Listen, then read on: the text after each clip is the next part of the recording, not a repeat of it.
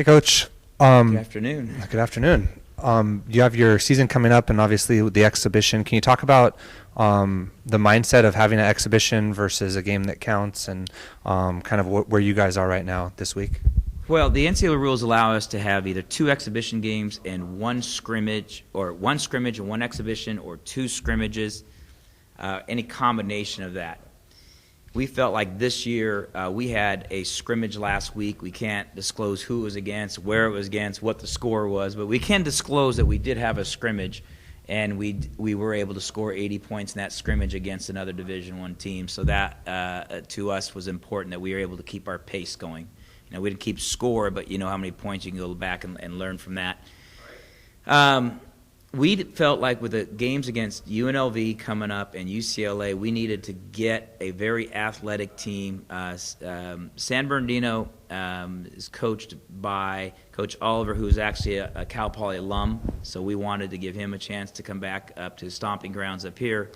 But they have 6'10", 6'8", 6'8", 6'9", 6'7". They're probably the most athletic, tallest, and talented Division II team perhaps in the country. He says it's the most talented group he's ever had. I thought we need that prior to going and try to step into UNLV's arena and UCLA's arena with their 7-footers and NBA prospects. And so we think that was critical to get a high-profile, most talented D2 team with a number of Division I high major transfers on their team to kind of put us to the fire early in the year. You mentioned the pace, and you've talked about it earlier in the preseason too.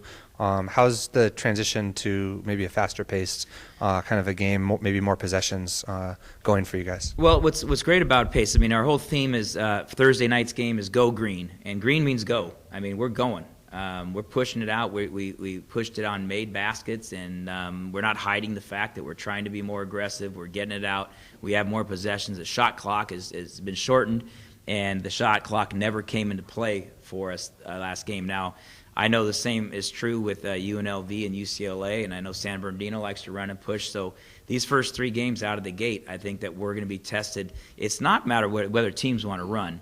It's a matter of whether they want to take care of the ball when they run and not turn it over, and it's a matter of can you make shots when you're running. I mean, every player says they want to run and fast break, but you have to take care of the ball. You lose the ball, it doesn't matter how fast you run. It's counterproductive. You know, you can push it all you want.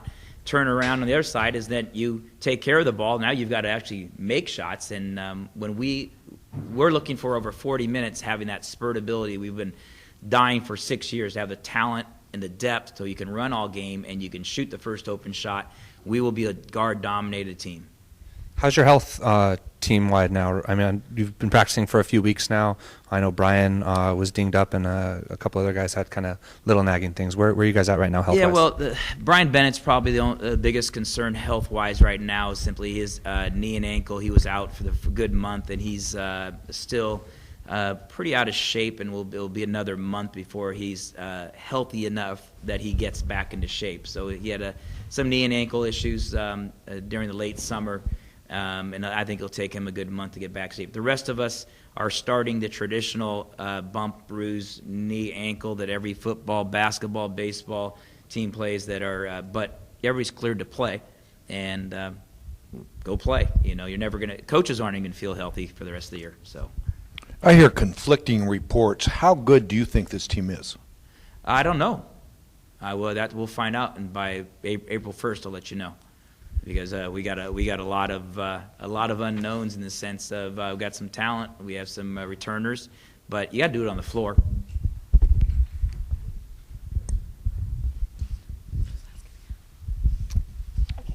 You guys were ranked 6th, right, in preseason, like in the poll? It depends on what poll you look at, and if we were ranked number 1, I'd probably give you the same answer right now. It's irrelevant. If we're number 1, I'll tell you the same answer for number 2 or number 4, number 6, number 8, number 9.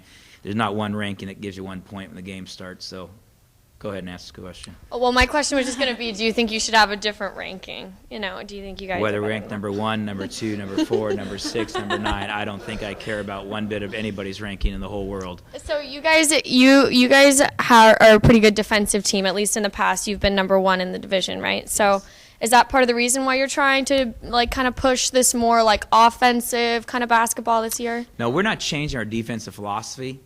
We simply have the depth and the skill set to run now. We haven't had 10 athletic, aggressive, skilled bodies in the past. We've had different body types and different skill sets that don't. So we have more thoroughbreds. We have a chance to win the race because our horses can run fast now. We have athleticism above the rim. We have 2/3 a roster that can slam dunk on the fast break, including a point guard, a freshman point guard that can get up and run. So, you play the style that your team is finally had. It's taken 5 or 6 years to develop the depth at every position in which we have the strength, the speed, the quickness, the athleticism, 1 through 12 on our roster that can play that way and sub that way. So I'm just excited that we finally have the talent. You play the style that best fits your talent. So we've got the talent, so here we go. Would you say that's because you've kind of developed and grown some players that you had previously that are returning, or do you think it's because of transfers or new recruits? I think it's a combination of two things. First, it's been 5 years of recruiting, so we have guys that are, they're polished up. Also, when we went to the NCAA tournament 2 years ago, 5 guys on our current roster that are pretty athletic saw us go to the NCAA tournament and transferred to Cal Poly as either transfers from other programs or freshmen that we recruited that are athletic. Jalen Shedd, as a point guard, is as quick and athletic as anybody we're going to see at that point guard position in the league. So he came out of the year, we recruited him during our NCAA tournament year, and then last year he was a senior. So it's a combination of all those factors, and it's going to be fun. I mean, the team to come see night in, night out isn't our opponent. It's going to be our team. Coach, you talk about the returners and the transfers and stuff like that. How's the chemistry? How's everyone getting along? A great part about our chemistry is we have such a stable roster. 7 players from 2 years ago are on the team. We added 3 or 4 more that were able to make our trip to Paris, and only a couple that have not really been on the team more than 6 months. But even the transfers were here last year practicing, and Luke Meikle and Josh Martin were here hanging out with guys, and the players live together. So chemistry's developed quickly when guys have to share the kitchen and the refrigerator. I think I asked you this, I'm not sure if it was last week or 2 weeks ago. You have a starting lineup? We're going to work on that final component the next 2 days. We're getting closer. We're making a tweak or two of what we did in our secret scrimmage, so that's a secret. Is it a nice problem to have? Best problem in coaching. There's not a coach at any sport, and people say, your biggest problem might be trying to figure out who starts and who plays and who has minutes and being a counselor because somebody wants more playing time. I'll be a counselor all the time. I got my master's in counseling. And I think that'd be great if I have to be a counselor because too many guys want playing time. Any team that really wants to win, they're gonna forfeit a few minutes here and there to have a chance to win games. Thank you, Coach. You bet.